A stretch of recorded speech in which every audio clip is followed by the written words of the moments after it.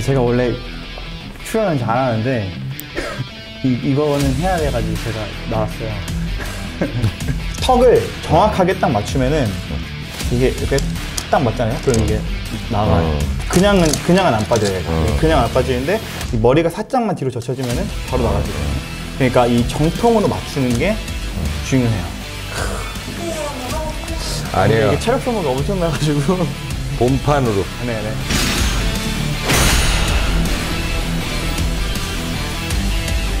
라운드 1. 자, 열심히.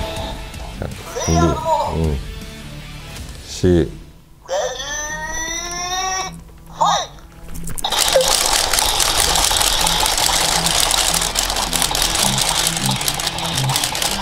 왜 이래?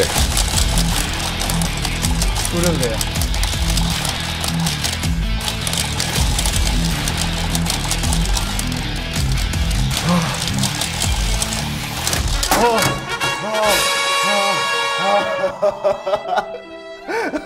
이거 여기 자리 안 좋아 이거. 아, 주최측의 농간이야. 이 더운 날씨, 추운 날씨 뭘 한 거야 지금. 강아지도 사람처럼 마른 비만이 있냐고 물어보셨어요. 일단 마른 비만이라는 자체 용어는 네. 그 몸에 이제 체성분을 비교를 했을 때 네. 동물에서는 마른 비만이라고 할 수 있는 거는 극한적인 어떤 질병을 제외하고는 없다고 판단이 됩니다. 왜 그러냐면 이제 사람 같은 경우 마른 지방은 네. 정상 체중에 비해서 네. 체지방량이 많은 경우죠.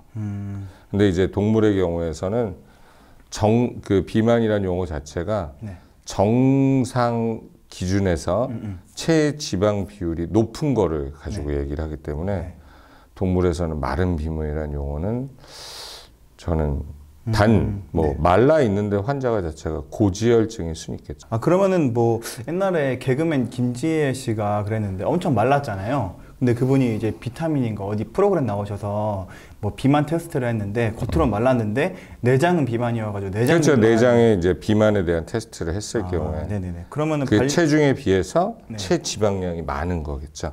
말라 있는데 전체 운적에서. 근데 동물에서 말라 있는데 체지방이 높은 경우는 글쎄요. 거의 없다고 판단이 되죠. 네. 그럼 비만에 체질적인 영향이 있는지, 그러니까 뭐 사람도 뭐 물만 먹어도 살찐다고 하는 체질이 있다고 하잖아요. 체질보다는 제가 아까 그 소화기 계통에 대해서 간단하게 설명을 드렸다시피 뭐 유산균의 불균형, 그러니까 소화를 해서 흡수를 할 때 불균형이 되는 어떤 질환이나 몸에 이제 결함들이 있을 때 이제 조금은 먹어도 과도하게 살이 찐다고 할 수가 있겠죠. 예를 들어서 아까 대표적으로 말씀드렸던 갑상선 기능 저하증 같은 경우는 갑상선 기능 저하가 생기면은 우리 몸에 셀룰라 메타볼리즘, 세포 대사 자체가 슬로우하게 될 수밖에 없거든요. 그러면 이제 적은 걸 먹어도 대사가 천천히 되니까 살이 찔 수밖에 없죠. 대사가 천천히 되니까 양은 들어오되 빠져나가는 게 적다는 얘기죠. 근데 이분은 반대로 살이 너무 안 찐다고 하셔가지고 단백질도 충분히 공급이 한다고 하시는데 살이 안 찐다고 해서 이제 고민이라고. 그러니까 그럴 때도 항상 우리 애기가 어떤 특정 질환이 있는지에 대한 고민을 하셔야 돼요. 그 환자의 객관적, 제가 이번 강의에 저도 포커스를 주는 건 뭐냐, 가장 객관적인 지식에 대한 보호자들의 공유예요. 이 환자가, 그러니까 이 아이들이 어느 사료를 먹을 때 어떤 식으로 칼로리 계산을 하고 이 아이에게 요구되는 적절한 칼로리 양이 어느 정도고 그거에 맞춰서 사료마다 포뮬라가 돼 있으니까 그런 걸 계산을 해가지고 먹이면은 다 유지가 되는데 그럼에도 불구하고 되게 잘 먹고 우리 애기 체형에 대해서 어떻게 보면 DER 즉 MER 자체가 뭐 1.5배 뭐 1.6배 막 그렇게 심지어 2배까지 먹는데도 불구하고 우리 애기가 살이 안 쪄. 워킹 브리드나 그런 애들이 2배 가까이 먹는데 정상 그거보다 활동을 많이 하니까. 그런데도 불구하고 살이 안 찐다. 그럼 그 아이가 어떤 질환이 있을 가능성이 있겠죠. 그럼 병원에 가서 한번 그렇죠. 그때는 한번은 생각을 해보셔야죠. 자세하게 한번 검진 한번 해봐야겠네요. 그리고 그 잘 먹이신다는 기준도 또 보호자 기준이세요. 그럴 수 있겠네요. 항상 그래서 저도 이제 임상을 하면서 우리 애기 엄청 잘 먹어요 선생님. 정말 잘 먹어요. 그런데 보호자분이 너무 마르셨어요. 제가 봐도 이게 보호자의 기준이 주관적. 그러면 이제 어느 정도 주세요? 이렇게 여쭤보면 너무 조금 주세요. 근데 잘 먹죠. 너무 조금 주니까.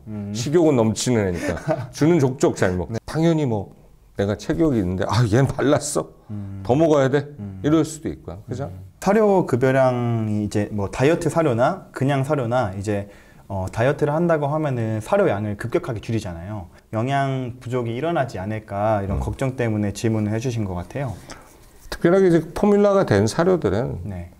레코멘드대로 하면 영양 부족은 일어나지 않아요. 참고적으로 이제 뭐 여러 선생님도 그렇지만 드라이푸드, 웹푸드 보통 이제 대표적으로 나타나는데 드라이푸드는 어쨌든 커머셜한 푸드, 상업용 사료, 상업용 음식이기 때문에 영양소의 균형은 철저하게 지키는 편이에요. 물론 이 건조라는 그런 과정을 통해서 수분은 항상 부족이 될 수 있고 그래서 충분한 음수를 먹여야 되고 특정 영양소 중에서 뭐 단백질, 탄수화물, 지방을 제외한 뭐 미네랄, 바이타민 같은 경우는 또 바이타민도 열에 약한 것들이 있잖아요. 그런 공정 과정 중에서 커머셜 푸드에서는 분명히 일정량, 레코멘드 양을 넣었다고 하더라도 실제 어느 정도 파괴가 되는 경향도 있고 그리고 아무리 좋은 것도 잘 용량이 높다고 그래서 내 체내에 들어와서 내가 대사율을 적절하게 한 다음에 잘 흡수가 돼야 되잖아요. 그럼 내가 이제 이 좋은 환경을 갖고 있어야죠. 내가 정상적이라고 한다면 영양 부족이 뭐 있을 수 있는 그런 포뮬러는 아니라는 그렇죠. 말씀이신 대개는 이제 지금 뭐 저희 나라는 많이 좋아졌잖아요. 네, 그러면은 결국 다이어트 사료는 다이어트에 도움이 된다고 그렇죠. 왜냐하면 다이어트 사료는 그 레코멘드 되는 적은 양을 먹더라도 환자 자체가 강아지나 고양이들이 포만감을 느끼면서 더 이상의 그 식욕에 대한 욕구가 떨어지기 때문에 그거를 통해서 살을 뺄 수가 있는 거죠. 그럼 저번에 말씀해 주셨던 것처럼 이렇게 뭐 인지적으로 내가 많이 먹었다고 느끼는 거가 세타이어티, 포만 중추, 그리고 메타볼릭 그 대사율을 좀 올리는 거죠. 대사율 올려서 기초 대사율을. 기초 대사율, 그러니까 이 음식을 먹으면서 기초 대사율을 높이는 경우 중 하나가 대표적으로 우리 음식 중에서 고추가 맵잖아요. 열이 나죠. 고추가 약간의 다이어트 음식이에요. 동일하게 먹어도. 고추 같은 거를 많이 먹게 되면 열을 많이 먹으면 대사율이 높아질 수밖에 없어요. 다른 거요. 다른 게 없어요. 그럼 바꿔. 이렇게 할까요? 끝날 것인지.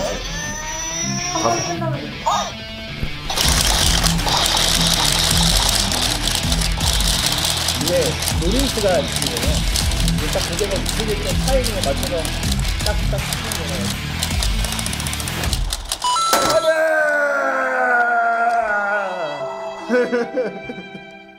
다섯 찜 같은 거. 욕할 뻔했어. 노령견은 살을 어떻게 빼야 되냐고 살을 빼는 것도 궁금하셨는데 근육량을 유지하는 방법도 궁금하다고 이렇게. 근육량의 유지는요 적절한 부하 운동과 단백질 소스가 잘 들어가야 되죠.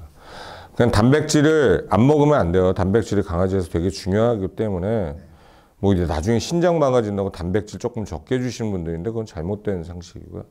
단백질이 잘 들어가서 적절하게 근 손실이 발생하지 않게 단백질이나 근육이라든지 우리 뭐 피부, 골격계도 많은 중요한 역할을 하니까 단백질을 많이 먹어서 적절하게 에너지 레이트를 소비를 해야 되는 거예요. 왜냐면 단백질 자체도 이제 되게 신선한 원료 자체가 좋은 단백질이 있잖아요. 제가 아까 말씀드렸다시피 바이 프로덕트, 부산물을 갖고도 얼마든지 단백질의 양은 맞출 수가 있단 말이에요. 하지만 그런 단백질은 어떤 단백질이죠? 별로 질이 안 좋은 단백질이겠죠? 질이 안 좋은 단백질이 들어오면 에너지 레이트로는 쓸 수는 있지만 부산물, 그러니까 불순물이 많이 생기는 거예요. 그럼 불순물이 많이 생기면은 대사를 하는 간에도 별로 아니고 배설을 하는 신장에도 별로 아니고. 그래서 이제 우리가 단일 종류의 신선한 단백질, 노블 프로테인 같은 경우를 잘 선택을 하시고 되게 좋은 단백질이 사실은 우유죠. 정말 좋은데 이제 강아지님들은 우리 사람 먹는 거는 이제 유당 분해 요소가 별로 없으니까 요놈들이. 그래서 이제 살살을 찍찍할 수 있지만 강아지가 락탈라제 프리 우유가 있으니까 강아지 전용으로 하면 좀 더 좋겠지만 휴먼에서도 소화 잘 되는 우유들 있잖아요. 락탈라제. 결국에는 양질의 단백질. 그렇죠. 양질의 단백질은 노령견에서 아주 필수적이고요. 양질의 단백질을 잘 칼로리 계산하셔서 내가 주는 양질의 단백질을 칼로리 계산할 수 있죠. 그래서 그거로 해서 주셔도 되는 거예요. 그죠? 산책. 그럼요. 다른 기저질환 없으면 정말 즐겁게 재밌게 살아야죠. 그런 거는 이제 담당 수의사 선생님이랑 잘 상담을 하셔야지. 그러면 혹시 이제 사람은 이제 비만이 엄청 심하거나 그러면 뭐 체지방 절개 수술이라고 하나요? 체지방 흡입 수술을 하잖아요. 반려동물들도 혹시 그런 수술이 있나요? 아니요, 그거는 제가 들은 바 보고는 없어요. 비만 때문에 위 용적을 줄인 적은 단 한 번도 없어요. 뭐 비만을 치료하기 위해 약물적인 뭐 그런 것들. 과거에 개발이 좀 됐었죠. 화이자에서 10년 전에 나왔지만 이제 간에 좀 데미지가 많아져서 폐기됐었어요. 근데 이름도 까먹었네요. 그럼 이제 마지막 질문을 하겠습니다. 비만일 때 이제 심리적으로 아이들이 뭐 그러니까 감정적이나 이제 심리적이나 정신적으로 비만이 이제 영향을 끼치는 부분이 있나요? 예, 저는 있다고 생각합니다. 스트레스 호르몬이 과도하게 되면 비만 충분히 될 수 있어요. 스트레스 호르몬 자체는 뭐 아까 말씀드렸죠, 코티졸이 올라가는 거거든요. 스트레스 호르몬. 그게 비정상적으로 과도하게 나오는 게 쿠싱병이에요. 비만이 될 확률이 높아지는 거는 스트레스가 이제 많아지면서 확률이 높아지는 건데. 스트레스가 비만의 요인이 되죠, 당연히. 동물들은. 비만이 됐을 때 또 이제 영향이 끼쳐져요. 스트레스가 더 있으면 더 가중이 되죠. 저도 이제 이번에 뭐 다시 이거 하면서 보호자들한테 좀 더 강조해야겠는 걸 오랜만에 책도 좀 보고 외과적인 쪽에서 특히 관절 같은 경우는 그래도 이제 뚱뚱하면 좀 안 좋아요. 소형견도 좀 데미지가 있지만 대형견은 여지없어요. 데미지가 비만을 하면은 특히 리트리버 아이들은 실제 사망률 정도 관련이 있어. 다 했고 이제 마지막으로 더 할까요? 안 할래요. 나 이제 집에 갈래. 안 돼요. 나 질 것 같아.